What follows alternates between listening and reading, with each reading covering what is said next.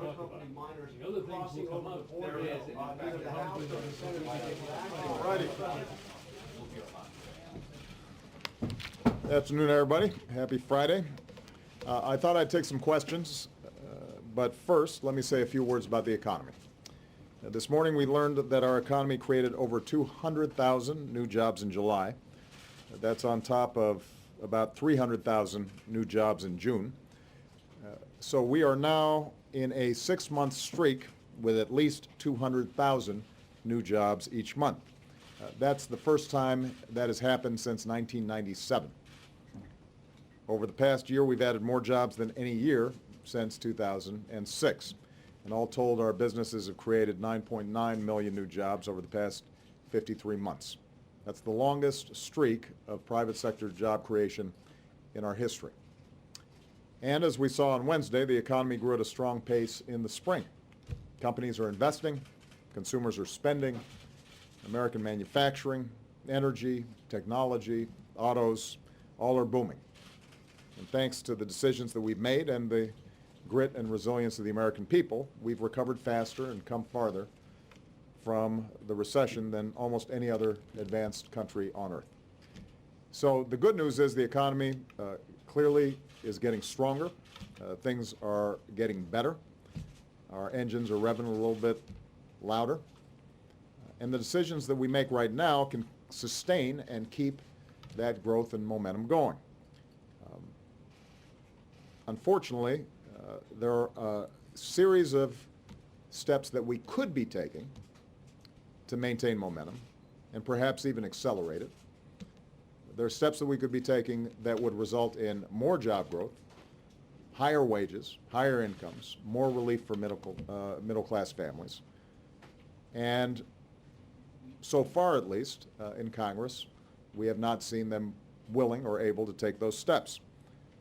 I've been pushing for common sense ideas like rebuilding our infrastructure in ways that are sustained over many years and support millions of good jobs and help businesses compete. I've been advocating on behalf of raising the minimum wage, making it easier for working folks to pay off their student loans, fair pay, paid leave. All these policies have two things in common. All of them would help working families feel more stable and secure, and all of them so far have been blocked or ignored by Republicans in Congress.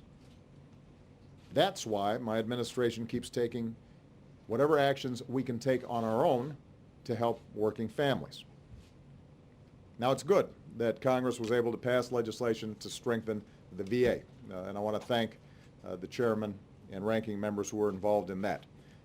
It's good that Congress was able to at least fund transportation projects for a few more months before leaving town, although it falls far short of the kind of infrastructure effort that we need that would actually accelerate the economy. But for the most part, the big ticket items, the things that would really make a difference in the lives of middle-class families, those things just are not getting done. Let's just take a recent example, immigration. We all agree that there's a problem that needs to be solved in a portion of our southern border. And we even agree on most of the solutions. But instead of working together, instead of focusing on the 80% where there is agreement between Democrats and Republicans, between the administration and Congress, House Republicans, as we speak, are trying to pass the most extreme and unworkable versions of a bill that they already know is going nowhere, that can't pass the Senate, and that if it were to pass the Senate, I would veto. They know it.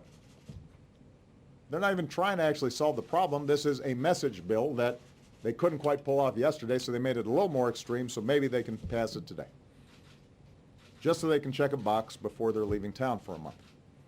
And this is on an issue that they all insisted had to be a top priority. Now, our efforts administratively so far have helped to slow the tide of child migrants trying to come to our country. But without additional resources and help from Congress, we're just not going to have the resources we need to fully solve the problem. That means while they're out on vacation, I'm going to have to make some tough choices to meet the challenge, with or without Congress. And yesterday, even though they've been sitting on a bipartisan immigration bill for over a year, House Republicans suggested that since they don't expect to actually pass a bill that I can sign, that I actually should go ahead and act on my own to solve the problem. Keep in mind that just a few days earlier, they voted to sue me for acting on my own. And then when they couldn't pass a bill yesterday, they put out a statement suggesting I should act on my own because they couldn't pass a bill. So immigration has not gotten done.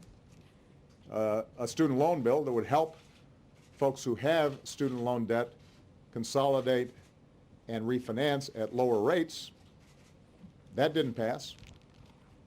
The transportation bill that they did pass just gets us through the spring when we should actually be planning years in advance. States and businesses are raising the minimum wage for their workers because this Congress is failing to do so. Even basic things like approving career diplomats for critical ambassadorial posts aren't getting done. Last night, for purely political reasons, Senate Republicans, for a certain period of time, blocked our new ambassador to Russia.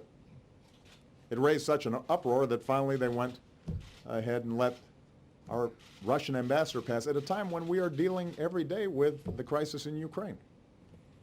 They're still blocking our ambassador to Sierra Leone, where there's currently an Ebola outbreak. They're blocking our ambassador to Guatemala, even as they demand that we do more to stop the flow of unaccompanied children from Guatemala. Now, there are a lot of things that we could be arguing about on policy. That's what we should be doing as a democracy, but we shouldn't be having an argument about placing career diplomats with bipartisan support in countries around the world where we have to have a presence. The bottom line is this: we have come a long way over the last 5.5 years. Our challenges are nowhere near as daunting as they were when I first came into office. But the American people demand and deserve a strong and focused effort on the part of all of us to keep moving the country forward and to focus on their concerns. And the fact is, we could be much further along, and we could be doing even better, and the economy could be even stronger, and more jobs could be created if Congress would do the job that the people sent them here to do. And I will not stop trying to work with both parties to get things moving faster for middle-class families and those trying to get into the middle class. When Congress returns next month, my hope is that instead of simply trying to pass partisan message bills on party lines that don't actually solve problems, they're going to be willing to come together to at least focus on some key areas where there's broad agreement. After all that we've had to overcome, our Congress should stop standing in the way of our country's success. So with that, let me take a couple of questions, and I will start with Roberta Rampton of Reuters. Thanks. I want to ask about the situation in the Middle East. And why do you think Israel should embrace a ceasefire in Gaza when one of its soldiers appears to have been abducted and when Hamas continues to use its network of tunnels to launch attacks? And also, have you seen Israel act at all on your call to do more to protect civilians? Well, first of all, I think it's important to note that we have, and I have, unequivocally condemned Hamas and the Palestinian factions that were responsible for killing 2 Israeli soldiers and abducting a third almost minutes after a ceasefire had been announced. And the UN has condemned them as well. And I want to make sure that they are listening. If they are serious about trying to resolve this situation, that soldier needs to be unconditionally released as soon as possible. I have been very clear throughout this crisis that Israel has a right to defend itself. No country can tolerate missiles raining down on its cities and people having to rush to bomb shelters every 20 minutes or half hour. no country can or would tolerate tunnels being dug under their land that can be used to launch terrorist attacks. And so, not only have we been supportive of Israel in its right to defend itself, but in very concrete terms, for example, in support for the Iron Dome program that has intercepted rockets that are firing down on Israeli cities. We've been, trying to cooperate as much as we can to make sure that Israel is able to protect its citizens. Now, at the same time, we've also been clear that innocent civilians in Gaza caught in the crossfire have to weigh on our conscience, and we have to do more to protect them.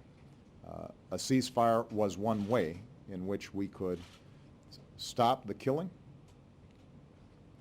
to step back and to try to resolve some of the underlying issues that have been building up over quite some time.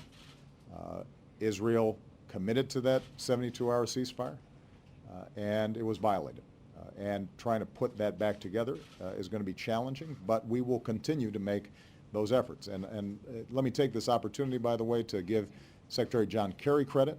He has been persistent. He has worked very hard. He has endured, on many occasions, really unfair criticism, simply to try to get to the point where the killing stops and the underlying issues about Israel's security, but also the concerns of Palestinians in Gaza can be addressed. We're going to keep working towards that. It's going to take some time. I think it's going to be very hard to put a ceasefire back together again if Israelis and the international community can't feel confident that Hamas can follow through on a ceasefire commitment. And it's not particularly relevant whether a particular leader in Hamas ordered this abduction. The point is that when they sign on to a ceasefire, they're claiming to speak for all the Palestinian factions. And if they don't have control of them, and just moments after a ceasefire is signed, you have Israeli soldiers being killed and captured, then it's hard for the Israelis to feel confident that a ceasefire can actually be honored. I'm in constant consultation with Prime Minister Netanyahu. Our national security team is in constant communication with the Israeli military. I want to see everything possible done to make sure that Palestinian civilians are not being killed. And it is heartbreaking to see what's happening there. And I think many of us recognize the dilemma we have. On the one hand, Israel has a right to defend itself, and it's got to be able to get at those rockets and those tunnel networks. On the other hand, because of the incredibly irresponsible actions on the part of Hamas to oftentimes house these rocket launches right in the middle of civilian neighborhoods, we end up seeing people who had nothing to do with these rockets ending up being hurt. Part of the reason why we've been pushing so hard for a ceasefire is precisely because it's hard to reconcile Israel's legitimate need to defend itself with our concern with those civilians. And if we can pause the fighting, then it's possible that we may be able to arrive at a formula that spares lives and also ensures Israel's security. But it's difficult, and I don't think we should pretend otherwise. Okay? Bill Plant. Mr. President, like that ceasefire, you've called for diplomatic solutions not only in Israel and Gaza, but also in Ukraine, in Iraq, to very little effect so far. Has the United States of America lost its influence in the world? Have you lost yours? Yeah. Look, this is a common theme that folks bring up. Apparently, people have forgotten that America, as the most powerful country on earth, still does not control everything around the world. And so, our diplomatic efforts often take time. They often will see progress and then a step backwards. That's been true in the Middle East. That's been true in Europe. That's been true in Asia. That's the nature of world affairs. It's not neat and it's not smooth. But if you look at, for example, Ukraine, we have made progress in delivering on what we said we would do. We can't control how Mr. Putin thinks. But what we can do is say to Mr. Putin, if you continue on the path of arming separatists with heavy armaments that the evidence suggests may have resulted in 300 innocent people on a jet dying, and that violates international law and undermines the integrity, territorial integrity and sovereignty of Ukraine, then you're going to face consequences that will hurt your country. And there was a lot of skepticism about our ability to coordinate with Europeans for a strong series of sanctions. And each time we have done what we said we would do, including this week when we put in place sanctions that have an impact on key sectors of the Russian economy, their energy, their defense, their financial systems. It hasn't resolved the problem yet. I spoke to Mr. Putin this morning, and I indicated to him, just as we will do what we say we do in terms of sanctions, we'll also do what we say we do in terms of wanting to resolve this issue diplomatically if he takes a different position. If he respects and honors the right of Ukrainians to determine their own destiny, then it's possible to make sure that Russian interests are addressed, that are legitimate, and that Ukrainians are able to make their own decisions, and we can resolve this conflict and end some of the bloodshed. But the point is, though, Bill, that if you look at the 20th century and the early part of this century, there are a lot of conflicts that America doesn't resolve. That's always been true.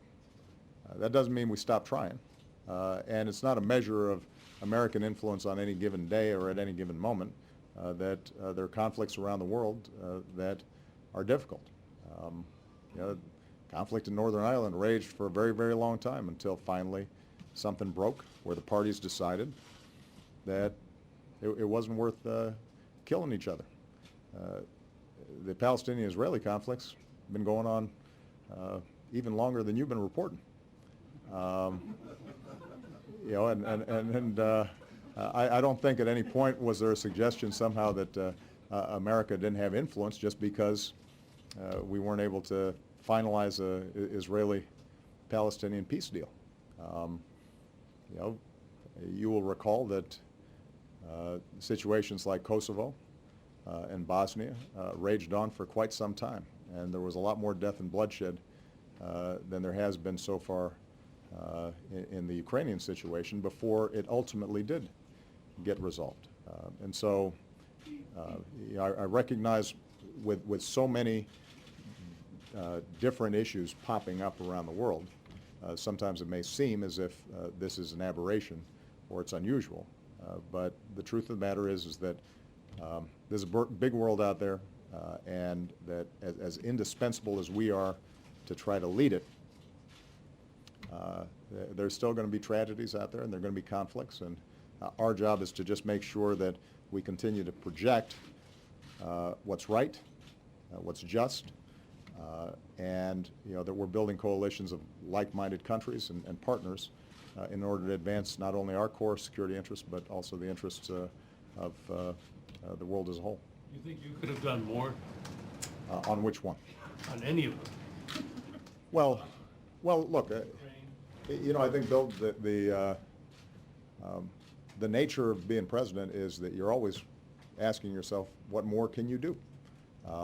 But with respect to, let's say, the Israeli-Palestinian issue, This administration invested an enormous amount to try to bring the parties together around a framework for peace and a two-state solution. John Kerry invested an enormous amount of time. In the end, it's up to the two parties to make a decision. We can lead them to resolve some of the technical issues and to show them a path, but they've got to want it. With respect to Ukraine, I think that we have done everything that we can to support the Ukrainian government and to deter Russia from moving further into Ukraine. But short of going to war, there are going to be some constraints in terms of what we can do if President Putin and Russia are ignoring what should be their long-term interests. Right now, what we've done is impose sufficient costs on Russia that, objectively speaking, they should, President Putin should, want to resolve this diplomatically. Get these sanctions lifted, get their economy growing again, and have good relations with Ukraine. But sometimes people don't always act rationally, and they don't always act based on their medium or long-term interests. That can't deter us, though. We've just got to stay at it. Wendell. President, Republicans point to some of your executive orders as reason they say that they can't trust you to implement legislation as they pass. Even if you don't buy that argument, do you hold yourself totally blameless in the inability, it appears, to reach agreement with the Republican-led House? Well, Wendell, let's just take the recent example of immigration. A bipartisan bill passed out of the Senate, co-sponsored by not just Democrats, but some very conservative Republicans who recognized that the system currently is broken. And if, in fact, we put more resources on the border, provide a path in which those undocumented workers who've been living here for a long time and may have ties here are coming out of the shadows, paying their taxes, paying a fine, learning English. If we fix the legal immigration system so it's more efficient, if we are attracting young people who may have studied here to stay here and create jobs here, that all is going to be good for the economy. It's going to reduce the deficit. It might have forestalled some of the problems that we're seeing now in the Rio Grande Valley and with these unaccompanied children. And so we have a bipartisan bill, Wendell, bipartisan agreement supported by everybody from labor to the evangelical community to law enforcement. So the argument isn't between me and the House Republicans. It's between the House Republicans and the Senate Republicans, and House Republicans and the business community, and House Republicans and the evangelical community.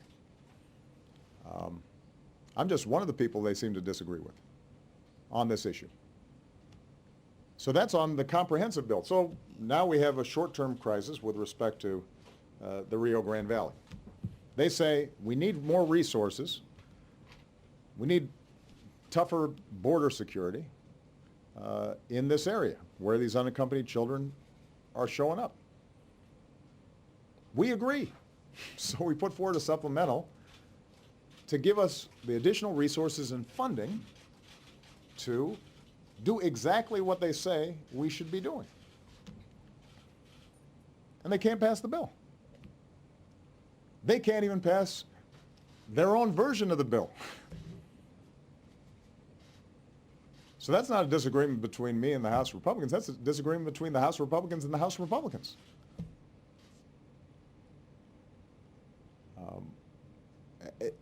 The point is that on a range of these issues, whether it's tax reform, whether it's reducing the deficit, whether it's rebuilding our infrastructure. We have consistently put forward proposals that in previous years and previous administrations would not have been considered radical or left-wing. They would have been considered pretty sensible, mainstream approaches to solving problems. I'd include under that, by the way, the Affordable Care Act, but that's a whole nother conversation. And in circumstances where even basic common sense, plain vanilla legislation can't pass because House Republicans consider it somehow a compromise of their principles or giving Obama a victory, then we've got to take action. Otherwise, we're not going to be making progress on the things that the American people care about. And action on the border supplemental? well, I'm Will going you to act alone? I'm going to have to act alone because we don't have enough resources. We've already been very clear. We run out of money. And we are going to have to reallocate resources in order to just make sure that some of the basic functions that have to take place down there, whether it's making sure that these children are properly housed or making sure that we've got enough immigration judges to process their cases, that those things get done. We're going to have to reallocate some resources. But the broader point, Wendell, is that if in fact House Republicans are concerned about me acting independently of Congress, despite the fact that I've taken fewer executive actions than my Republican predecessor, or my Democratic predecessor before that, or the Republican predecessor before that, then the easiest way to solve it is pass some legislation. Get things done. On the supplemental, we agreed on 80% of the issues. There were 20% of the issues that perhaps there were disagreements between Democrats and Republicans. As I said to one Republican colleague who was down here that I was briefing about some national security issues, why wouldn't we just go ahead and pass the 80% that we agree on, and we'll try to work to resolve the differences on the other 20%? Why wouldn't we do that? And he didn't really have a good answer for it. There's no doubt that I can always do better on everything, including, making additional calls to Speaker Boehner and, having more conversations with some of the House Republican leadership. But in the end, the challenge I have right now is that they are not able to act even on what they say their priorities are. And they're not able to work and compromise even with Senate Republicans on certain issues. And they consider what have been traditionally Republican-supported initiatives, they consider those as somehow a betrayal of the cause. Take the example of the Export-Import Bank. This is an interesting thing that's happened. I mean, this is a program in which we help to provide financing to sell American goods and products around the world. Every country does this. It's traditionally been championed by Republicans. For some reason right now, the House Republicans have decided that we shouldn't do this, which means that when American companies go overseas and they're trying to close a sale on selling Boeing planes, for example, or a GE turbine or some other American product that has all kinds of subcontractors behind it and it's creating all kinds of jobs, and all sorts of small businesses depend on that sale. and that American company is going up against a German company or a Chinese company, and the Chinese and the German company are providing financing, and the American company isn't, we may lose that sale. Why? When did that become something that Republicans opposed? It'd be like me having a car dealership for Ford, and the Toyota dealership offers somebody financing, and I don't. We will lose business, and we'll lose jobs if we don't pass it. So, you know, there's some big issues where I understand why we have differences. On taxes, you know, Republicans want to maintain some corporate loopholes I think need to be closed, because I think that we should be giving tax breaks to families that are struggling with child care or trying to save for a college education. On health care, obviously, their view is that we should not be helping folks get health care, even though it's through the private marketplace. My view is that in a country as wealthy as ours, we can afford to make sure that everybody has access to affordable care.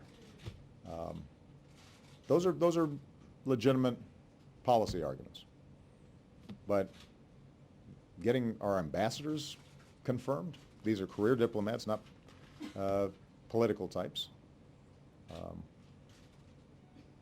Making sure that we pass legislation to strengthen our borders and put more folks down there, those shouldn't be controversial.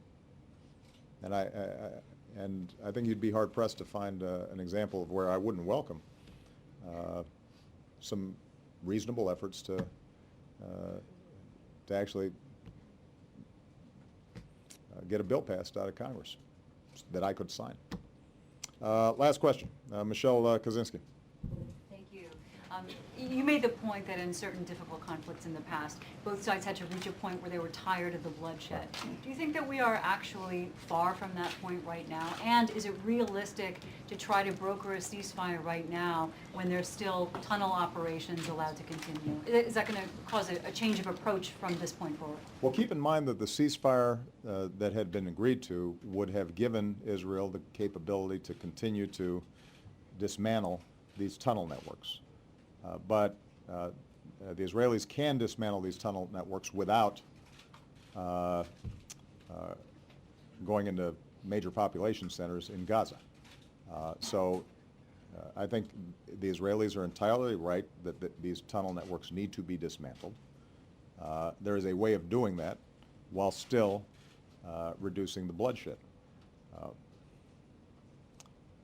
You are right that in past conflicts, sometimes people have to feel deeply the costs. Anybody who's been watching some of these images, I'd like to think should recognize the costs. You know, you have children who are getting killed. You have women, defenseless, who are getting killed. You have Israelis whose lives are disrupted constantly and living in fear. And those are costs that are avoidable if we're able to get a ceasefire that preserves Israel's ability to defend itself and gives it the capacity to have an assurance that they're not going to be constantly threatened by rocket fire in the future, and conversely, an agreement that recognizes the Palestinian need to be able to make a living and the average Palestinian's capacity to live a decent life. But it's hard. It's going to be hard to get there. I think that there's a lot of anger and there's a lot of despair, and that's a volatile mix. But we have to keep trying. And it is, Bill asked earlier about American leadership. Part of the reason why America remains indispensable. Part of the essential ingredient in American leadership is that we're willing to plunge in and try, where other countries don't bother trying. You know, I mean, the fact of the matter is that in all these crises that have been mentioned, there may be some tangential risks to the United States. In some cases, as in Iraq and ISIS, those are dangers that have to be addressed right now, and we have to take them very seriously. But for the most part, these are not, you know, the rockets aren't being fired into the United States. The reason we are concerned is because we recognize we've got some special responsibilities. We have to have some humility about what we can and can't accomplish. We have to recognize that our resources are finite, and you know, we're coming out of a decade of war, and you know, our military has been stretched very hard, as has our budget. Nevertheless, we try. We go in there and we make an effort. And when I see John Kerry going out there and trying to broker a ceasefire, we should all be supporting him. There shouldn't be a bunch of complaints and second guessing about, well, it hasn't happened yet, or nitpicking before he's had a chance to complete his efforts. Because I tell you what, there isn't any other country that's going in there and making those efforts. And more often than not, as a consequence of our involvement, we get better outcomes. Not perfect outcomes, not immediate outcomes, but we get better outcomes. And that's going to be true with respect to the Middle East. That's going to be true with respect to Ukraine. That's going to be certainly true with respect to Iraq. And I think it's useful for me to end by just reminding folks that you know, in my first term, if I had a press conference like this, typically, everybody'd want to ask about the economy and how come jobs weren't being created, and how come the housing market's still bad, and you know, why isn't it working? And, well, you know what? Well, we did work, and the economy's better. And you know, when I say that we've just had 6 months of more than 200,000 jobs, that hasn't happened in 17 years, you know, that shows you the power of persistence.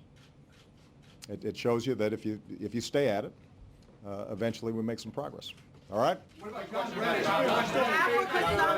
I thought that you guys were going to ask me how I was going to spend my birthday. What happened to the happy birthday thing? I will address 2 points. I'll address. And Flight 17. Hold on, guys. Come on. There's just. You're not that pent up. I've been giving you questions lately.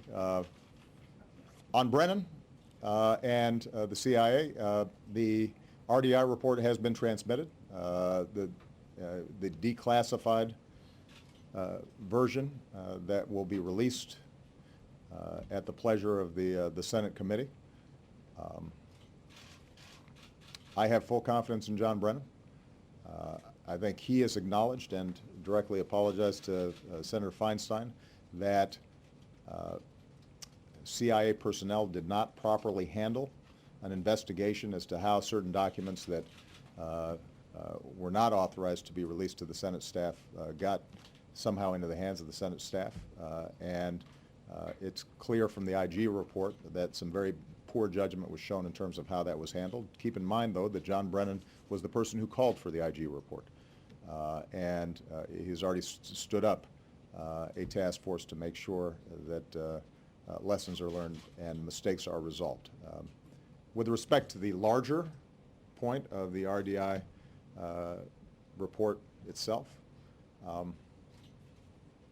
even before I came into office, I was very clear that in the immediate aftermath of 9/11, we did some things that were wrong. We did a whole lot of things that were right, but we tortured some folks. We did some things that were contrary to our values. I understand why it happened. I think it's important when we look back to recall how afraid people were after the Twin Towers fell and the Pentagon had been hit and the plane in Pennsylvania had fallen and people did not know whether more attacks were imminent. And there was enormous pressure on our law enforcement and our national security teams to try to deal with this.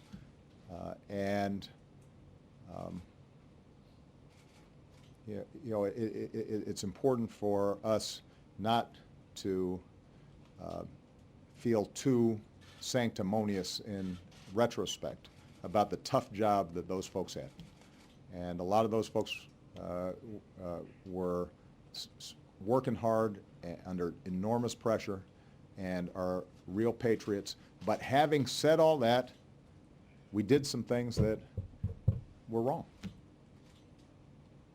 And that's what that report reflects. And that's the reason why after I took office, one of the first things I did was to ban some of the extraordinary interrogation techniques that are the subject of that report. And my hope is that this report reminds us once again that the character of our country has to be measured in part not by what we do when things are easy, but what we do when things are hard. And when we engaged in some of these enhanced interrogation techniques that I believe, and I think any fair-minded person would believe, were torture, we crossed a line.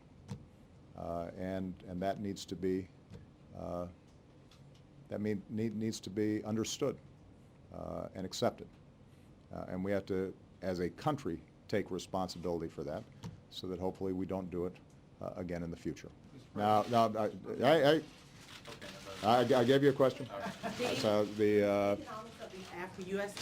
we've got a U.S.-Africa summit coming up next week. It is going to be an unprecedented gathering of African leaders. The importance of this for America needs to be understood. Africa is one of the fastest growing continents in the world. You've got 6 of the 10 fastest growing economies in Africa. You have all sorts of other countries like China and Brazil and India deeply interested in working with Africa, not to extract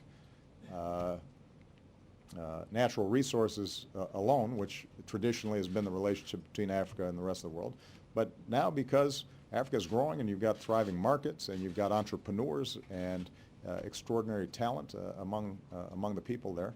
And Africa also happens to be one of the continents where America is most popular. And people feel a real affinity for our way of life.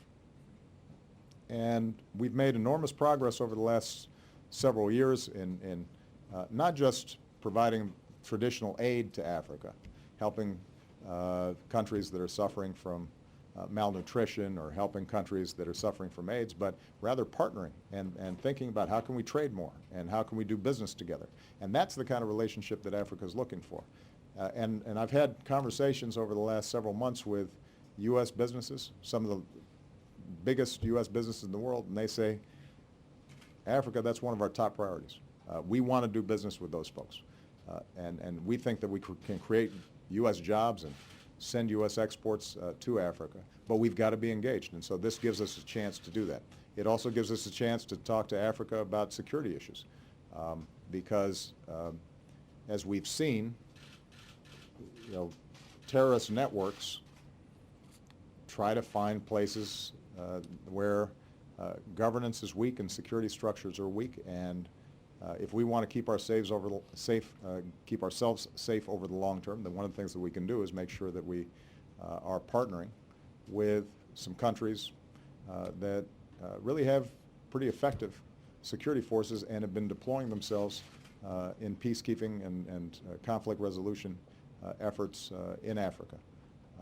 And that ultimately can save us and our troops and our military a lot of money if we've got strong partners who are able to deal with conflicts in these regions. So it's going to be a terrific conference.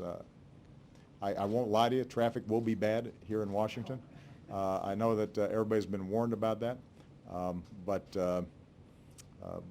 we are really looking forward to this, and I think it's going to be a great success. Now, last thing I'm going to say about this, because I know that it's been on people's minds, is the issue of Ebola. This is something that we take very seriously. As soon as there's an outbreak anywhere in the world of any disease that could have significant effects, the CDC is in communication with the World Health Organization and other multilateral agencies to try to make sure that we've got an appropriate response. This has been a more aggressive Ebola outbreak than we've seen in the past, but keep in mind that it is still affecting parts of 3 countries, and we've got some 50 countries represented at this summit. We are doing 2 things. With respect to the summit itself, we're taking the appropriate precautions. Folks who are coming from these countries that have even a marginal risk or an infinitesimal risk of having been exposed in some fashion, we're making sure we're doing screening on that end of, as they leave the country. We'll do additional screening when we're here. We feel confident that the procedures that we've put in place are appropriate. More broadly, the CDC and our various health agencies are going to be working very intently with the World Health Organization and some of our partner countries to make sure that we can surge some resources down there and organization to these countries that are pretty poor and don't have a strong public health infrastructure, so that we can start containing the problem.